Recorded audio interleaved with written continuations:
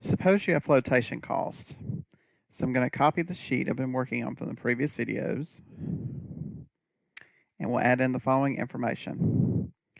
Flotation costs in cell A12 and then in cell B12 is 1%. The preferred data flotation cost is 2%. And then the flotation cost for common stock is 5%. So we calculated the yield before.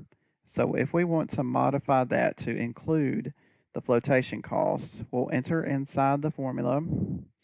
And where we have negative B2, we're going to multiply that by 1 minus B12, the flotation cost, because that's money that the company doesn't receive. They have to pay that. So once you hit enter, that will change the yield and change the after-tax cost to now be 7.09%. So the yield goes up. With respect to the preferred stock, what we do in this particular case is I will now change this formula.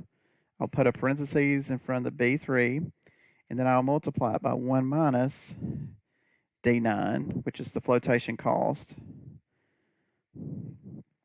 So in other words, instead of you receiving or paying out 100, you pay out 98. So that increases that cost to 10.2%.